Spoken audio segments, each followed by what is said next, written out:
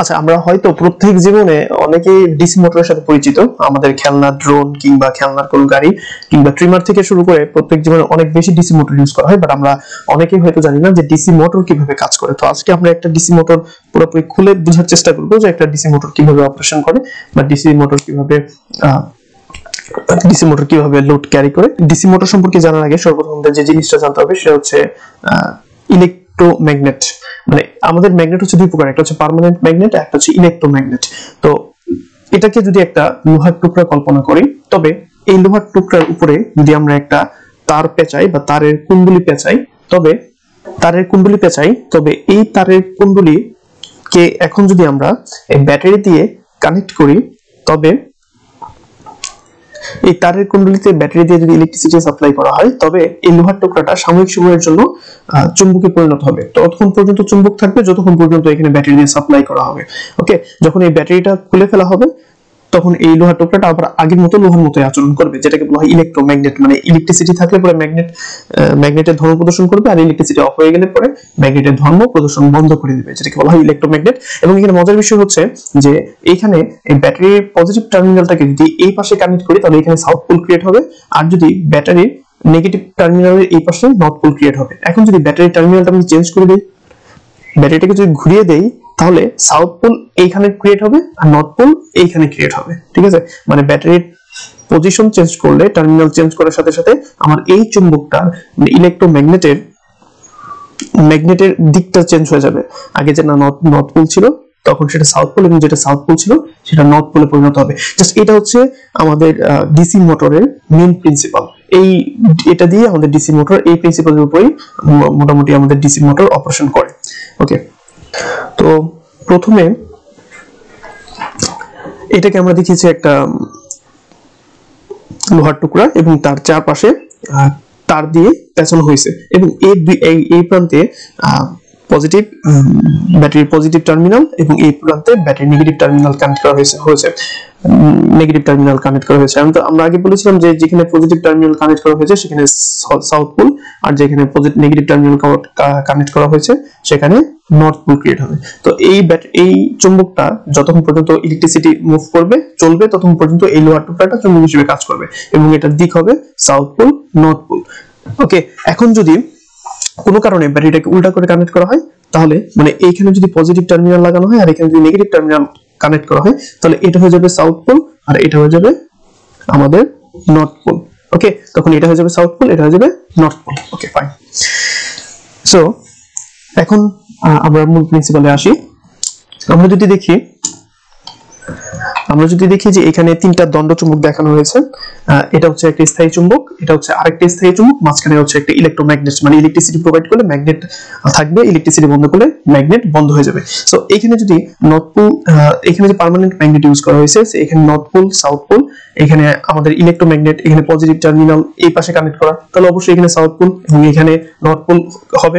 আচ্ছা, তো আমরা জানি চুম্বকের ক্ষেত্রে দিক একই হলে বিকর্ষণ করবে আর বিপরীত দিক হলে আকর্ষণ করবে। তাহলে এখানে বোঝা যাচ্ছে যতক্ষণ পর্যন্ত এখানে ইলেকট্রিসিটি সাপ্লাই থাকবে, এটা ততক্ষণ পর্যন্ত চুম্বক থাকবে, এবং যেহেতু পজিটিভ টার্মিনাল বাম পাশে কানেক্ট করা হয়েছে, সেহেতু এই সাউথ পোলকে তখন বিকর্ষণ করবে।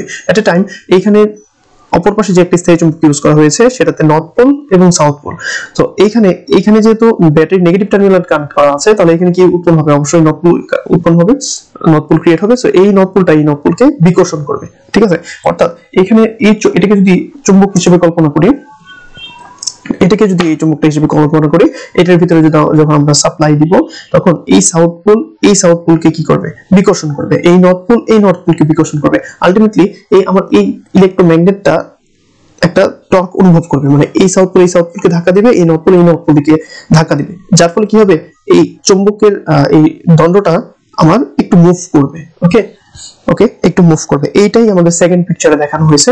যখন আমাদের এই চুম্বক ক্ষেত্রটা একটু মুভ করবে, তখন এই নর্থ পোলটা কি করবে? একটু নিচে চলে আসবে আর সাউথ পোলটা উপরে চলে যাবে। এখন মজার ঘটনা, নর্থ পোল কিন্তু সাউথ পোলকে আকর্ষণ করবে, তখন এই সাউথ পোল এই নর্থ পোলকে আকর্ষণ করবে, এবং এট এ টাইম এই নর্থ পোল এই সাউথ পোলকে আকর্ষণ করবে। এখন আপনাদের অনেকের মনে কনফিউশন লাগতে পারে যে নর্থ পোল যদি সাউথ পোলকে আকর্ষণ করে, সাউথ পোল যদি নর্থ পোলকে আকর্ষণ করে, তাহলে মোটর তো ঘোরার কথা না, কোনো একটা জায়গায় স্থির, মানে এইখানে পজিশনটা স্থির হয়ে যাবে, তাই তো, এবং সেটাই হওয়ার কথা। আমরা যখন ইলেকট্রোম্যাগনেট দিচ্ছি এটার হ্যাঁ, আমরা যখন ইলেকট্রোম্যাগনেট দিচ্ছি তখন নেগেটিভ দিকে নর্থ পোল এবং পজিটিভ দিকে সাউথ পোল উৎপন্ন হয়েছিল, এবং যখন এটা ঘুরে যায় চুম্বকটা সমধর্মী দিক হওয়ার কারণে যখন বিকশিত হয়ে উল্টা দিকে ঘুরে যায়, তখন এখানে নর্থ পোল সাউথ পোল, এখানে নর্থ পোল সাউথ পোল, এখানে তো মানে স্টেট হয়ে যাবে, এটা ঘোরার কোনো সুযোগ নেই। ঠিক তখনই আমরা কি করব, আমরা আমাদের ব্যাটারির দিকটা চেঞ্জ করে দেব। অর্থাৎ আগে যদি ব্যাটারি কানেক্ট করা থাকে এদিকে, এখন আমরা ব্যাটারিটাকে কানেক্ট করে দিব এদিকে।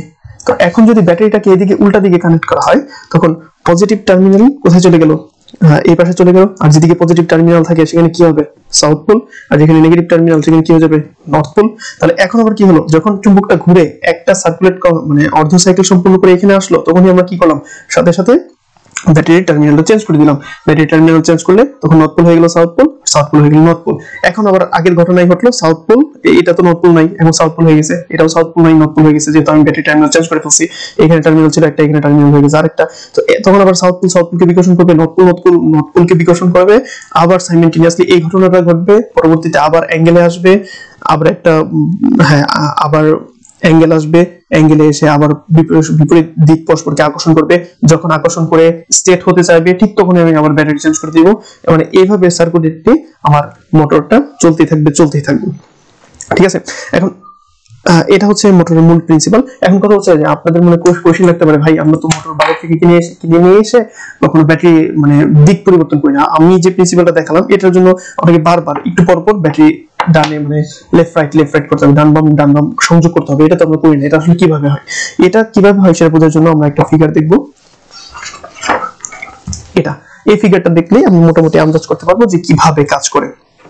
সো আমরা বলেছিলাম যে একটা লোহার টুকরোর উপর যদি একটা তার দিয়ে পেঁচানো হয় এবং তারটাকে যদি আমরা ইলেকট্রিসিটি প্রোভাইড করি, তাহলে সেখানে ইলেকট্রোম্যাগনেট তৈরি হবে। মানে যতক্ষণ পর্যন্ত ইলেকট্রিসিটি থাকবে ততক্ষণ পর্যন্ত ম্যাগনেট থাকবে। সো এটা হচ্ছে সেই তার, এটাকে বলা হচ্ছে আর্মেচার। এই আর্মেচার বা এই তারটাকে কি করব, আমরা ব্যাটারির মাধ্যমে সাপ্লাই দেব। ওকে, আচ্ছা। আর এই হচ্ছে permanent magnet, south pole north pole দুটো পার্মানেন্ট ম্যাগনেট ইউজ করা হয়েছে। তো এখানে যখন ব্যাটারি দিয়ে এখানে সাপ্লাই করব, তখন এই তারের এখানে কি হবে, সাউথ পোল ক্রিয়েট হচ্ছে, এখানে নর্থ পোল ক্রিয়েট হচ্ছে। তো এই সাউথ পোল আর নর্থ পোল ক্রিয়েট হওয়ার কারণে এই সাউথ পোলকে বিকর্ষণ করবে, এই নর্থ পোলকে বিকর্ষণ করবে। আলটিমেটলি এই স্ট্রাকচারটি এরকম হেলে যাবে। ওকে, যখন হেলে যাবে তখনই আমাদের এই ব্যাটারির দিকটা চেঞ্জ হয়ে যাবে। ব্যাটারির দিকটা চেঞ্জ হওয়ার ফলে কি হবে, আবার এই নর্থ পোল সাউথ পোলে পরিণত হবে, সাউথ পোল নর্থ পোলে পরিণত হবে।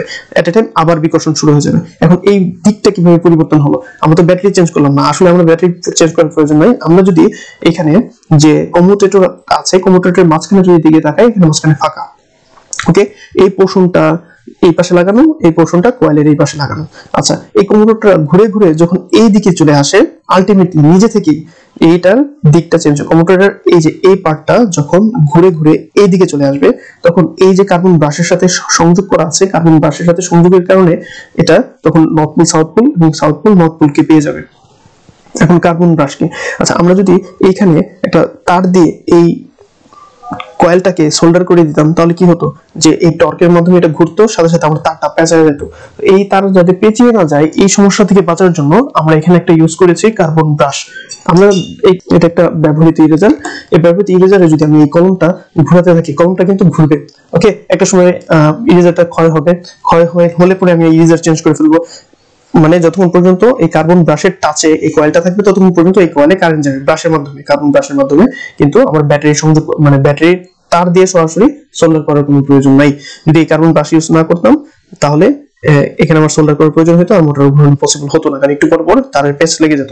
আচ্ছা, সো আমাদের কি বলতেছিলাম, যে কমিউটেটর এখানে সলিড আছে, মানে এখানে স্টেট আছে, মাঝখানে ফাঁকা অংশ। কমিউটেটর দুইটা পার্ট একটা আরেকটার সাথে সংযুক্ত নয়। সো এই পার্টটা এখন নর্থ পোল, সরি এই পার্টটা সাউথ পোল, এই পার্টটা হচ্ছে নর্থ পোল। সো এই কমিউটেটরটা এইটা যদি সাউথ পোল হয়, এই সাউথ পোলকে বিকর্ষণ করলো, এই নর্থ পোলকে বিকর্ষণ করলো, আলটিমেটলি এটা এভাবে ঘুরে গেল। তখন কমিউটেটরের এই পার্টটা ঠিক এভাবে চলে আসলো, এই সাউথ পোল চলে আসলো এখানে, আর এই নর্থ পোল চলে আসলো এখানে। এখন আগের নর্থ পোলটা এখানে চলে আসলো, আগের আর সাউথ পোলটা এখানে চলে আসলো। তো তখন আবার কি হবে, তখন এই যে ব্যাটারির প্রান্ত এখানে যদি পাই, তাহলে ব্যাটারির পজিটিভ প্রান্ত হলে এটা আবার সাউথ পোলে পরিণত হবে, আর এটা তখন কি হবে, নর্থ পোলে পরিণত হবে। তো আবার যদি সাউথ পোল নর্থ পোলে পরিণত হয়, পরবর্তীতে আবার বিকশিত হবে, মানে এটা সাইমেলটেনিয়াসলি চলতেই থাকবে। আশা করি আপনারা বুঝতে পেরেছেন। এখানে ব্যাটারি চেঞ্জ করার প্রয়োজন হয় না, কারণ এখানে কার্বন ব্রাশের সাথে সংযুক্ত আছে, আর কমিউটেটর অটোমেটিক্যালি ঘুরতেছে, ঘুরে ব্যাটারির সাথে টাচ করা হয়েছে। এখন আসি আমরা আনবক্সিং। এই মোটরটাকে আমরা এখন খুলে দেখার চেষ্টা করবো কোনটা রোটর, কোনটা আর্মেচার, তারপরে কোনটা পার্মানেন্ট ম্যাগনেট। এটা খুলে দেখলে হয়তো আপনারা বিষয়টাকে আরো ক্লিয়ার ভাবে বুঝতে পারবেন। আচ্ছা, আমরা মূলত আমাদের মোটরের দুইটা পার্টকে আলাদা করে ফেলছি। এটার ভিতরে হচ্ছে তারের ওয়েন্ডিং, এটা হচ্ছে তার, এটা হচ্ছে আমাদের সেই কমিউটেটর।